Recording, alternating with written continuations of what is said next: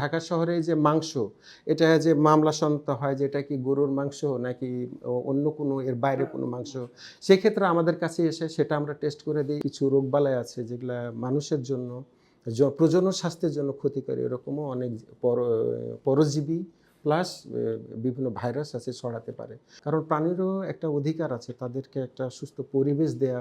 আমাদের এই প্রাণী সম্পদ অধিদপ্তরের একটা বিশেষ হচ্ছে যে এখানে আপনারা ইনভেস্টিগেশনের যে ইস্যুটা আমরা যেটাকে মানুষের ক্ষেত্রে ময়নাতদন্ত করি, বিভিন্ন প্রাণীর ময়নাতদন্ত নিয়ে আপনারা কাজ করছেন।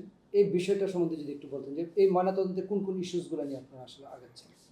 ধন্যবাদ আপনাকে। আসলে সেন্ট্রাল ডিজিজ ইনভেস্টিগেশন ল্যাবরেটরি প্রাণী সম্পদ অধিদপ্তর একটা কেন্দ্রীয়ভাবে একটা ল্যাবরেটরি, যেখানে আমাদের গবাদি পশু বা হাঁস মুরগির বাংলাদেশের যে কোনো প্রান্তে হঠাৎ করে কোনো রোগে আক্রান্ত হলে বা মারা গেলে তখন আমরা এপিডেমিওলজি টিম এবং আমাদের এই ল্যাবের সদস্যরা মিলে আমরা সেই সরেজমিনে সে জায়গা আমরা পরিদর্শন করি।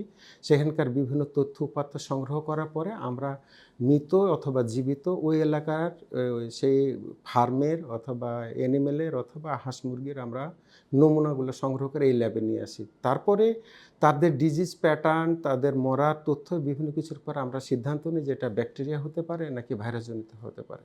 সেই ধরনের আমরা ব্যাকটেরিওলজি, ভাইরোলজির আমরা সেই টেস্টগুলো এখানে করি। এখানে ব্যাকটেরিওলজি, ভাইরোলজির জন্য আধুনিক যুগোপযোগী যত ধরনের টেস্ট আছে, যেমন পিসিআর, আরটিপিসিআর, ব্যাকটেরিয়ার যেরকম বিভিন্ন কালচার মেথড, বায়োকেমিক্যাল, মলিকুলার, আমরা সেভাবে রোগটা নির্ণয় করি।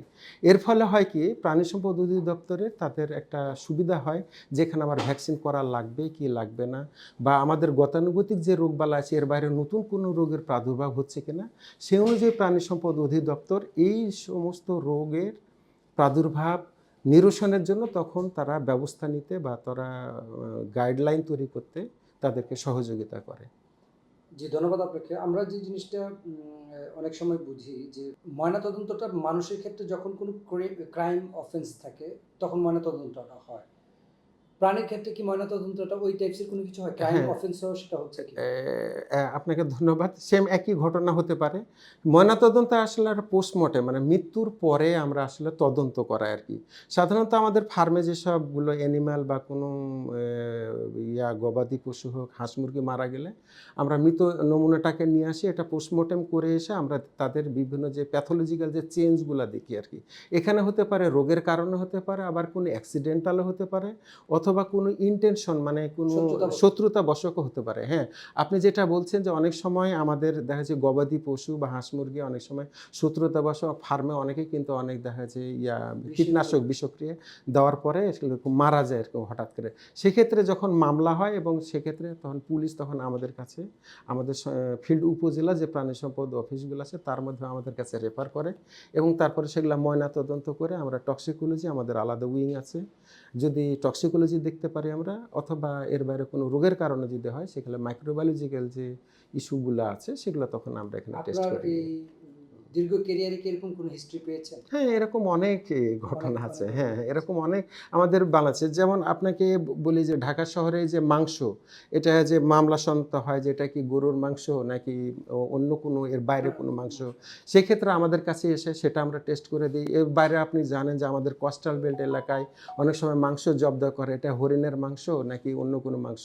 এ ধরনের আমাদের মামলা হয়, মামলা থেকে আমাদের কাছে আসে এবং আমাদের এই ল্যাবে আমরা স্পেসিফিক পিসিআর এর মাধ্যমে আমরা বলে দিতে পারি এটা হরিণের মাংস নাকি গরুর মাংস নাকি এই ছাগলের মাংস। এটা আমাদের সুযোগ আছে এবং আমরা এই ল্যাবগুলো এই ধরনের যেহেতু কাজগুলো করি আপনারা আরকি। এই পশু প্রাণীর ময়নাতদন্ত নিয়ে কাজ করেন, আপনার জীবনে কিরকম কোনো স্মরণীয় ঘটনা আছে যেটা এখন আপনাকে স্মৃতি বিজড়িত হয়ে আছে, যে এই ঘটনাটা আমার মাঝে মাঝে খুব আনন্দের জায়গাও দিতে পারে আবার কষ্টের জায়গাও তৈরি করে, এরকম কোনো ঘটনা আছে কি? এরকম স্মৃতি বিষয় না। আসলে আমরা তো অ্যানিমাল করি। যেমন ভেরি রিসেন্টলি আমাদের দক্ষিণ আফ্রিকা থেকে একজন অ্যা ব্যা ব্যা ওয়াইল্ড ক্যাট, মানে ডোমেস্টিক পারপাসের জন্য উনি নিয়ে আসছিল আরকি। নিয়ে আসার পরে দেখা যায় ১৫-২০ দিনের ভিতরেই সেগুলো মারা যায় আরকি। তারপরে হ্যাঁ সে মারা যায় কয়েকটা, এবং সেখানে আমরা ময়নাতদন্ত করি এবং আরও মাইক্রোবায়োলজিক্যাল টেস্ট করার পরে দেখি যে এটা একটা জটিল রোগের জন্য ছিল আর কি, যেটা মানবদেহের জন্য খুব ক্ষতিকর। তো এরকম আসলে আমাদের জন্য এটা একটা ইয়ার বিষয় থাকে যে অনেক কিছু পেট অ্যানিম্যাল হোক বা ডোমেস্টিক অ্যানিম্যাল হোক, এখন অনেক কিছু রোগবালা আছে যেটা মানুষ থেকে গবাদি এসব প্রাণী থেকে মানুষে হয়। এক্ষেত্রে আমাদের আসলে অনেক সতর্কতার দরকার আছে। এখন অনেকের এ ধরনের পোষা প্রাণী বা দেখুন মূল্যবান প্রাণী এই ধরনের যখন ঘটনা ঘটে, তারা অনেক স্মৃতি বিজড়িত হয়ে পড়ে আর কি। স্বাভাবিক তাদের আমাদের এগুলো পোস্টমর্টেম করতে হয়, এবং সেক্ষেত্রে অনুযায়ী আমাদেরকে এগুলো বিধিমতো এক্সেলেকে আবার নষ্ট করতে হয় আর কি। আপনার কাছে জানতে চাচ্ছিলাম যে কোন প্রাণীগুলোকে আপনি স্পর্শকাতর মনে করেন, এগুলো থেকে মানুষের ভিতর রোগ ছড়ানোর প্রবণতা বেশি আপনি আপনার গবেষণায়? দেখেন রোগ বিভিন্ন ধরনের আছে, যেমন হাঁস মুরগি থেকে এক ধরনের রোগ আছে যেটা হিউম্যানে হতে পারে। গবাদি পশু থেকে যেরকম আমাদের দেখা গেছে যে যক্ষ্মা, যদি আমরা টেস্ট না করে যে গবাদি পশু যে মাংস হয়, যক্ষ্মা আমাদের যেমন গরুর মাংস থেকে হিউম্যানে আসতে পারে।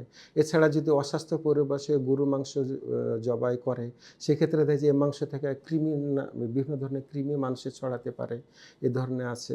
এছাড়াও যদি আমরা দেখি এখনকার দিনে আমরা দেখতে পাচ্ছি যেমন ডগ ক্যাটের মাধ্যমে ইদানিং আমরা কিছু রোগবালাই আছে যেগুলা মানুষের জন্য প্রজনন স্বাস্থ্যের জন্য ক্ষতিকর, এরকমও অনেক পরজীবী প্লাস বিভিন্ন ভাইরাস আছে ছড়াতে পারে।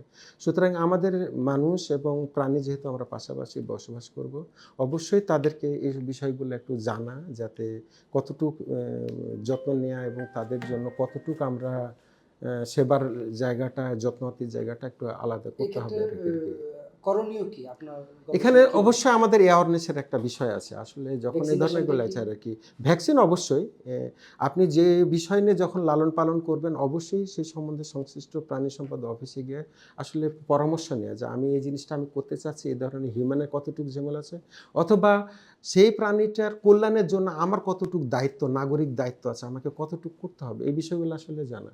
কারণ প্রাণীরও একটা অধিকার আছে, তাদেরকে একটা সুস্থ পরিবেশ দেয়া, তাদেরও তাদের স্বাভাবিক খাবার যত্ন এটা প্রয়োজন আছে, সে পথ কুকুর থেকে শুরু করে হোক অথবা আমাদের গৃহপালিত যে কোনো পশুর ক্ষেত্রে হোক। সুতরাং এই প্রাণী কল্যাণ আইনে তাদের জিনিসগুলো তাদের পাওয়ার অধিকার আছে, এবং এ ব্যাপারে আমরা যারা গবাদি পশু বা আমরা বিভিন্ন ধরনের যারা লালন পালন করব, অবশ্যই বিষয়ে আমাদের একটু